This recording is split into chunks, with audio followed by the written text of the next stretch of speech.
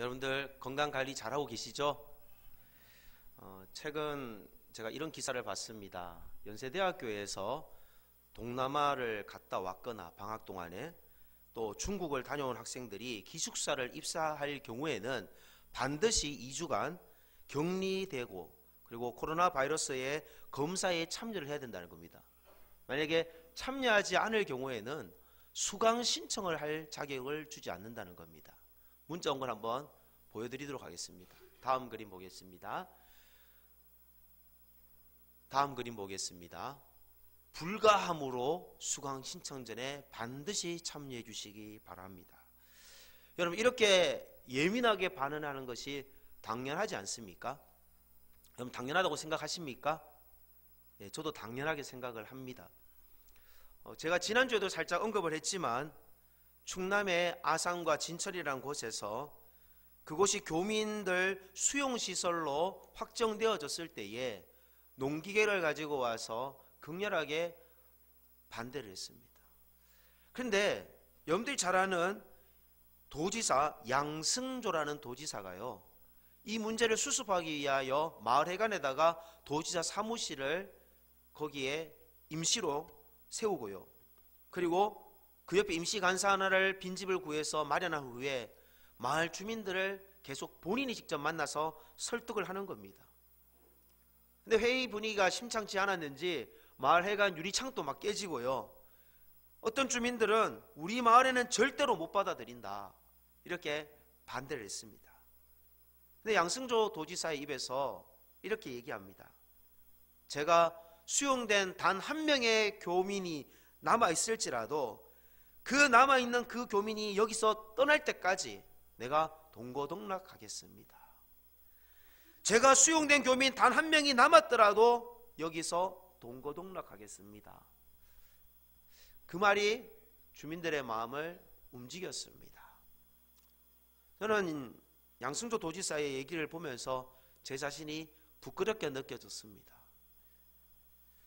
만약에 여러분들이라면 이런 문제가 생겼을 때에 어떻게 하실 겁니까? 제가 이번에 해피데이 전도법이라 해서 여러분들에게 말씀드린 것처럼 강의를 교육자들과 같이 듣고 왔습니다. 근데 그 강의에 목사님께서 이런 예를 하나 드시더라고요. 초대교회가 어떻게 그 당시에 많이 핍박을 받았는데 화형을 당하기도 하고 사자밥이 되기도 했는데 어떻게 국교로 나라가 기독교를 국교화시켰을까?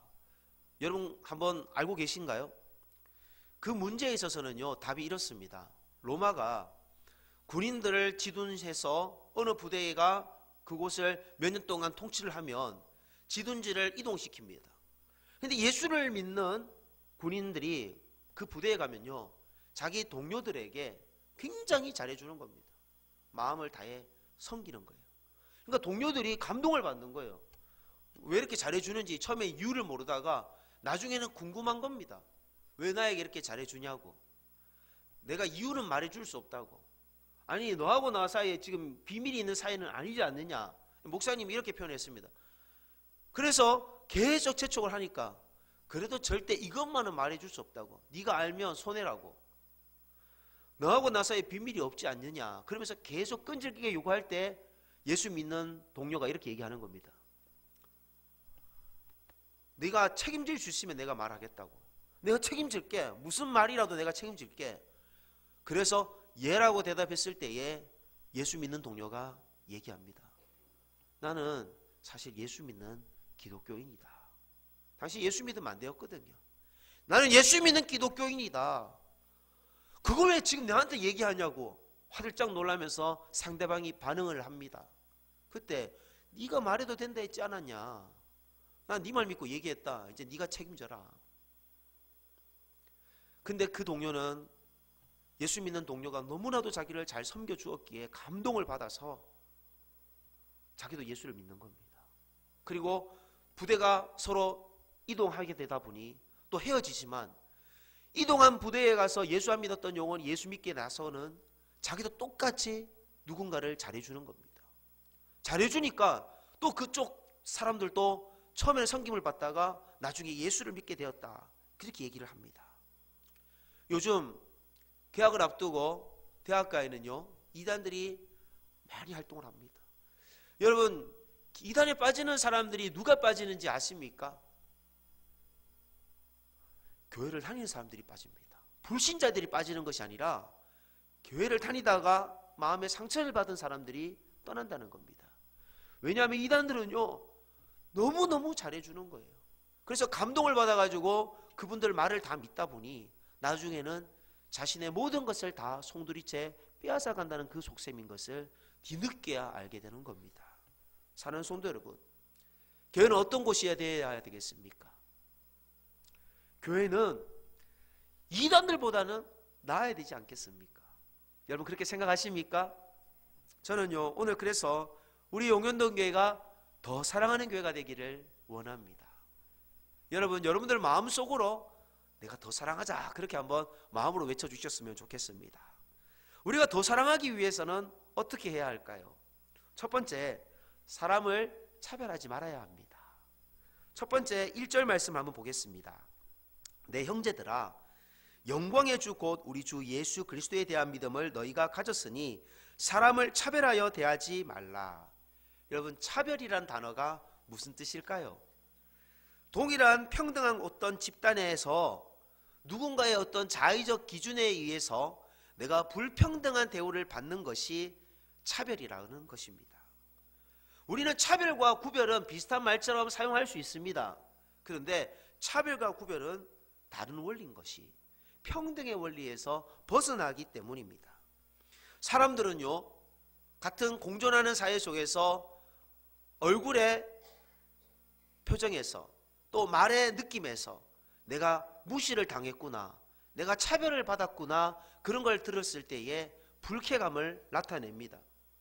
내가 누군가에게 누려야 될 권리를 빼앗겠다는 마음에 상대방을 내가 다시는 만나나 그렇게 반응하기도 합니다. 사는 성도 여러분, 내가 살면서 나는 한 번도 누군가를 차별해 본 적이 없습니다. 그렇게 자신 있게 얘기할 수 있으십니까? 저는요, 오늘 이 말씀을 준비하면서 요즘 제가 고민하고 있는 제 자신이 부끄럽게 느껴졌습니다. 제가 차별하고 있기 때문입니다. 차별이라는 단어를 오늘 본문에서 어떻게 설명하는지 2절과 3절에서는 그 말씀을 잘 이해하게끔 설명합니다. 2절, 3절을 교회라는 단어를 넣어서 회당 대신에 제가 읽어드리겠습니다. 만일 너희 교회에 금가락지를 끼고 아름다운 옷을 입은 사람이 들어오고 또 남루한 옷을 입은 가난한 사람이 들어올 때에 너희가 아름다운 옷을 입은 자를 눈여겨보고 말하되 여기 좋은 자리에 앉으소서 하고 또 가난한 자에게 말하되 너는 거기 서 있든지 내 발등상 아래에 앉으라 하면, 사람은 눈으로 판단을 합니다. 그리고 입으로 그 판단한 것을 표현하게 됩니다. 고등지능을 가진 인간이 이렇게 표현하는 것은 당연한 겁니다.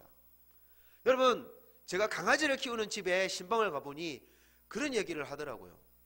우리 집에 강아지가요, 똑똑해서 우리 집의 서열을 누가 제일 높은지를 안다는 거예요.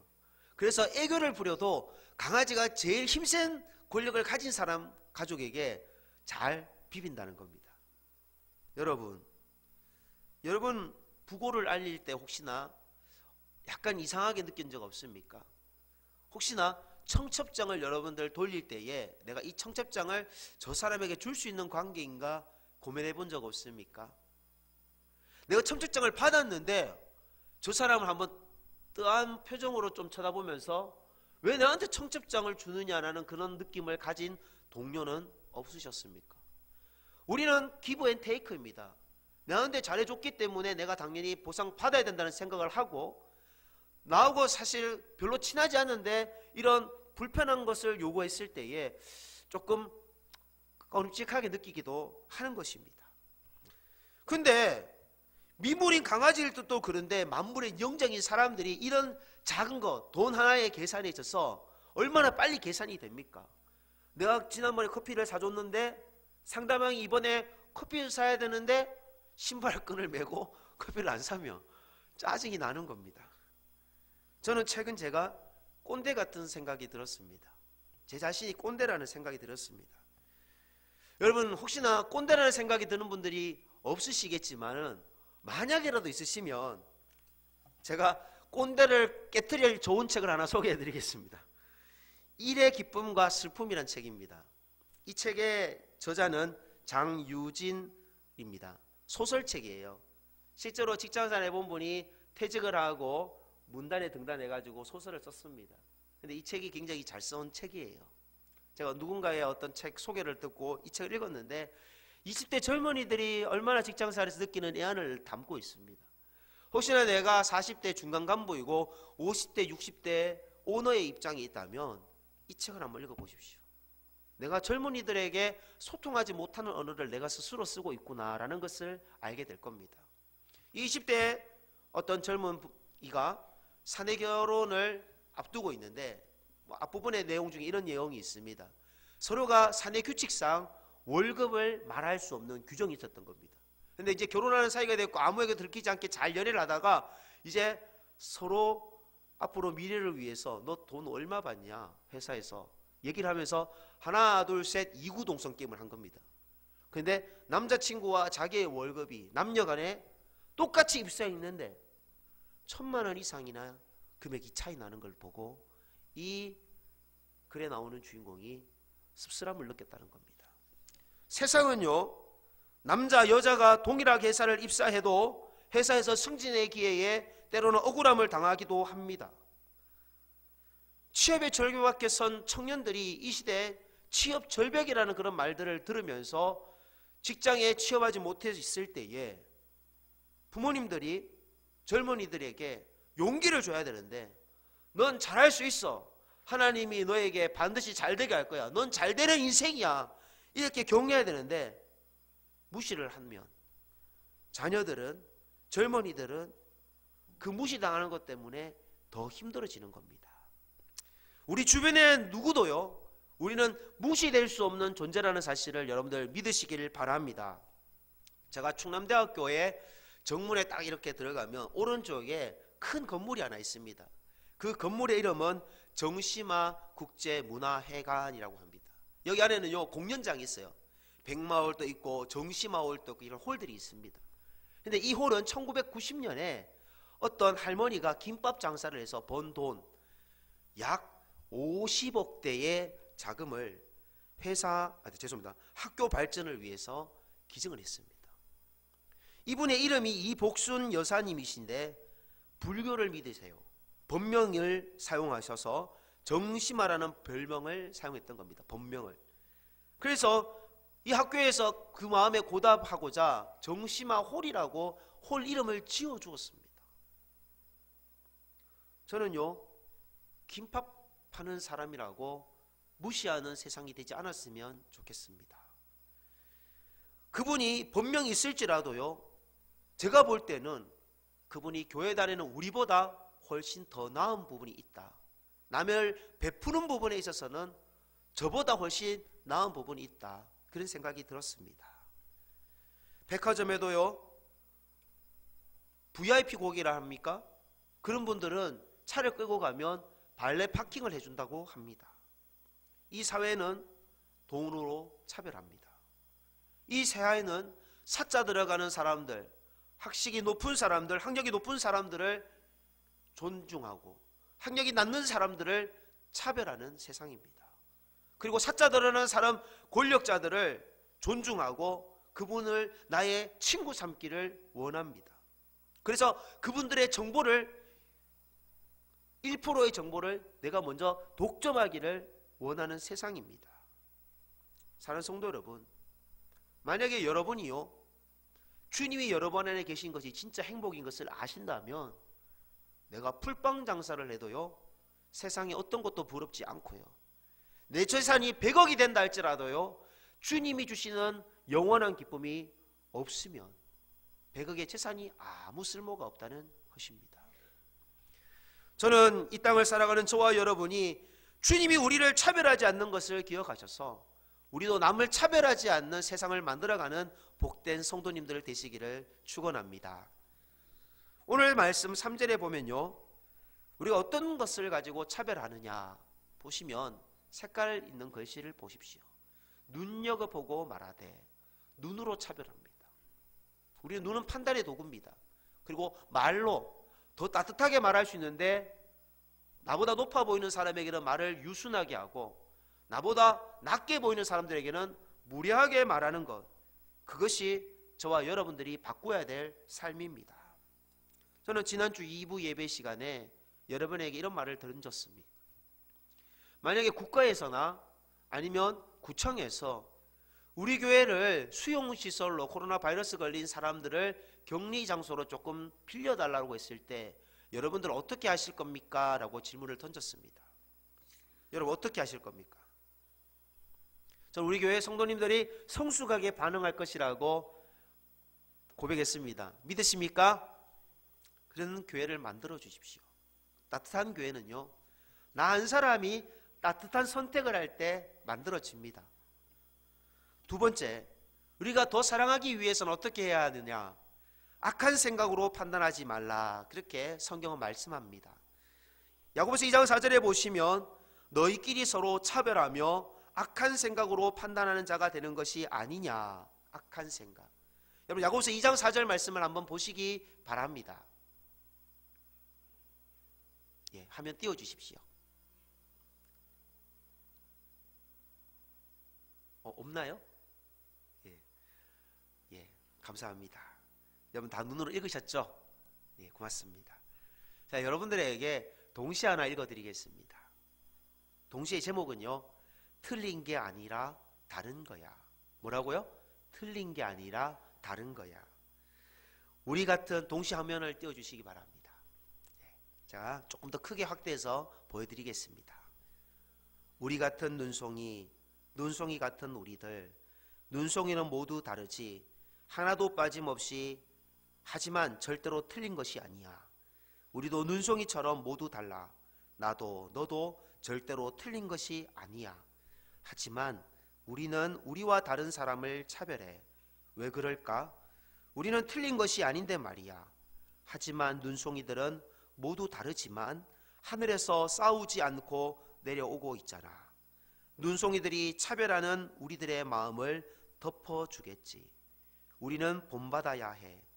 서로를 차별하지 않는 눈송이들을. 저는 이 마지막 문장, 우리는 본받아야 해. 서로를 차별하지 않는 눈송이들을, 제 마음을 시리도록 했습니다.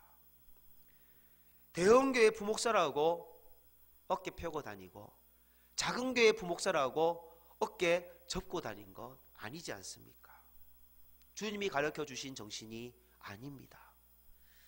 중앙일보 백성호 기자가 100세임에도 불구하고 건강한 우리 철학자, 연세대학교 철학자 김영석 교수님과의 대담을 제가 읽게 되었습니다. 그 교수님이 이런 말을 했습니다. 최후의 만찬 후에 예수님께서 제자들의 발을 씻어 주셨다. 그런데 그 대목이 마가복음, 마태복음, 누가복음에는 기록되어 있지 않다. 오직 요한복음에만 등장한다. 그런데 요한복음은 가장 후대에 기록된 복음서다. 카톨릭은 이 일화를 사실로 받아들인다. 그래서 성탄이 되면 교황이 사람들의 발을 씻어준다. 반면 개신교는 발 씻는 의식을 별로 행하지 않는다. 여러분, 요한복음 13장에 이 예수님께서 제자들의 발을 씻기는 사건이 나옵니다. 근데 예수님께서 베드로의 발부터 시작해서 한 분 한 분의 발을 씻겨줬습니다. 당시의 발은요, 노예들, 하인들이 씻는 겁니다. 근데 스승이 발을 직접 씻겨주었어요. 베드로가 까무라치게 놀랍니다. 자, 여러분 생각할 때 가룟 유다가 발을 씻었을까요? 그 당시에 안 씻었을까요? 성경을 한번 찾아보도록 하겠습니다. 신약성경, 여러분들 성경책 요한복음 13장을 찾으십시오. 신약성경 170면에 있습니다. 신약성경 170쪽, 요한복음 13장 9절부터 11절입니다. 신약성경 170쪽, 신약성경 170쪽 제가 읽겠습니다. 시몬 베드로가 이르되 주여 내 발뿐만 아니라 손과 머리도 씻어 주옵소서. 예수께서 이르시되 이미 모욕한 자는 발밖에 씻을 필요가 없느니라. 온몸이 깨끗하니라. 너희가 깨끗하나 다는 아니니라 하시니 이는 자기를 팔자가 누구인지 아심이라. 그러므로 다는 깨끗하지 아니하다 하시니라. 가룟 유대 발을 씻어 주셨습니까? 예수님은 동일하게 다 똑같이 씻어 주셨습니다. 그러나 다는 아니다, 그렇게 말씀하신 겁니다. 오늘 예수님의 제자들은 예수님에게 이런 귀한 사랑을 받았는데 예수님에게 이런 꾸중을 듣습니다. 요한복음 13장 22절 말씀입니다. 22절, 제자들이 서로 보며 누구에게 대하여 말씀하시는지 의심하더라. 제자들은 예수님에게 이런 사랑을 받았는데 제자들끼리 서로 하는 것이라고는 의심하는 겁니다. 의심. 우리 주님은요, 요한복음 15장에서 의심하고 있는 제자들을 향하여 이렇게 할 것을 요청하십니다. 아버지께서 나를 사랑하신 것 같이 나도 너희를 사랑하였으니 나의 사랑 안에 거하라. 내가 아버지의 계명을 지켜 그의 사랑 안에 거하는 것 같이 너희도 내 계명을 지키며 내 사랑 안에 거하리라. 내 계명은 곧 내가 너희를 사랑한 것 같이 너희도 서로 사랑하라 하는 이것이니라. 사람이 친구를 위하여 자기 목숨을 버리면 이보다 더 큰 사랑이 없나니 내가 이것을 너희에게 명함은 너희로 서로 사랑하게 하려 함이라. 사는 성도 여러분, 악한 생각으로 우리 남을 판단하지 않았으면 좋겠습니다. 남의 불행을 기뻐하지 않았으면 좋겠습니다. 대형마트를 가보니 사람들이 참 한산하더라고요. 서울 시내에 장례가 있어서 가본 적이 있었습니다. 근데 교통량이 환산했습니다. 집 밖은 위험해서 사람들이 나오지 않습니다. 이럴 때 우리가 사랑을 실천할 수 있는 방법이 뭐가 있을까요? 우리 교우들 사업장에 음식점을 하면요, 만약에 예를 들어서 조류독감이 유행합니다. 그럼 무슨 장사가 잘 안 되겠습니까? 너무 어려운 문제였나요? 오리집이 장사가 안 되죠. 백숙집이 장사가 안 됩니다. 그럴 때 백숙집 가서 먹어주는 겁니다. 오리집 가서 먹어주는 겁니다. 돼지고기가 파동이 납니다. 여러분들, 그럴 때 어떻게 해야 된다고요? 삼겹살집 하는 교우집에 가서 먹어줘야 된다는 사실입니다. 근데 우리는 같은 공간에서 제가 이렇게 기침만 해도 혹이나 여러분들 중에 목사님 혹시 확진자 아닌가 갑자기 두려움에 떨고 계시는 분이 있을까 모르겠습니다. 이렇게 두려움에 떨어서 여러분 걱정할 필요가 없습니다. 여러분의 생명은요, 주님이 보호하고 계십니다. 최근에 인천에 청정지역이었어요. 인천공항까지 청정했어요. 중국을 드나드는 무역상들이 오가도 인천이 청정했습니다. 그런데 송현아가 지금 확진자가 생겼어요. 송현아 연예인 확진자가 아니라 송도 현대 아울렛, 이게 지금 2월 1일자 오후 4시 30분 갔다 오신 분들은 신고해 주시기 바랍니다. 가정예배 드려도 좋습니다. 그런데 평상시에 우리가 엘리베이터를 타면요, 별로 아는 척 안 하잖아요. 웬만큼 친하지 않으면 엘리베이터에서 서로 말을 섞지 않습니다. 서로 엘리베이터에서 멀찍이 서 있습니다. 그게 상대방에 대한 배려라고 생각합니다. 그런데 만약에 기침을 하게 되면요, 어떤 반응이 나옵니까? 지하철에서 요즘 기침하면요, 큰일 났듯이 요즘 버스 손잡이 절대 안 잡는다고 합니다. 왜냐하면 엘리베이터 안이 마치 정전된 듯한 느낌의 반응들이 오기 때문입니다. 코로나 바이러스 사건 이후로 우리가 불필요하게 타인의 건강까지 요즘은 신경을 씁니다. 우리가 그렇게 민감하게 반응해야 될 때는 반응하지 않았다가 이제서야 내게 피해가 올까봐 민감하게 반응하는 모습인 겁니다. 저는 우리 용련동 교회뿐만 아니라 한국교회 모든 성도님들, 특별히 목회자인 저 자신도 우리가 상대방의 그런 필요에 대해서 관심을 가져줄 수 있는 거룩한 성도가 되기를 간절히 소망합니다. 오늘 베드로는요, 주님께 발 씻음 당할 때에 이렇게 얘기합니다. 주님, 내 손도 머리도 씻겨 주십시오. 마치 기독교인들의 모습이지 않습니까? 주님, 저는 손도 복을 받기를 원하고 머리도 복을 받기를 원합니다. 그런데 정작 자신은 상대방의 손도 상대방의 발도 상대방의 머리도 감겨주지 않습니다. 베드로가 남의 발을 씻겨준 것을 여러분들 들으셨습니까? 왜 기독교가 세상 사람들에게 조롱을 받습니까? 그것은요, 목사인 저 자신부터 목사인 저 자신부터 세상 사람들 앞에서 차별 행동을 하기 때문입니다. 사랑하는 성도 여러분, 우리 세상 사람들 앞에서 차별하는 삶을 살지 맙시다. 차별과 구별은요, 전혀 다른 뜻입니다. 차별은 내가 누군가를 평등하게 대하지 못하는 것이지만은, 구별은요, 내 삶을 거룩하게 만드는 구별되어진 삶을 사는 것입니다. 저와 여러분들이 차별하지 않는 세상, 구별하는 세상을 만들 수 있는 성도님들 되시기를 간절히 축원드립니다. 우리가 야고보서 2장 3절 4절 이미 보셨지만은 다시 한번 중요한 단어를 보겠습니다. 색깔 글씨를 보십시오. 우리는 눈으로 누군가를 차별할 수 있습니다. 우리는 말로 누군가를 차별할 수 있습니다. 우리는 생각으로 누군가를 차별할 수 있습니다. 우리의 눈과 말과 생각을 잘 통제하면 우리가 남을 차별하지 않는 사실을 잊지 마시길 바랍니다. 세 번째, 우리는 어떻게 하면 더 사랑할 수 있을까요? 사랑의 용량이 커져야 합니다. 사랑의 용량이 작으면요, 사랑하는 데 있어서 버거운 거예요.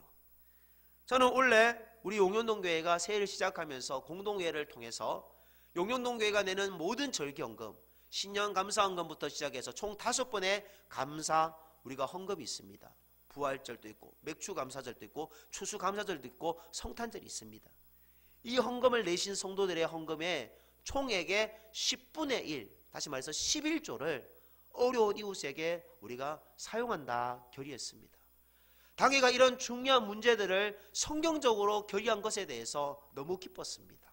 앞으로도 그렇게 우리가 성경적으로 더 발전해가는 당회가 될 수 있도록 여러분들 기도해 주시기를 바랍니다. 그런데 비록 이 10%의 금액이 크지는 않습니다.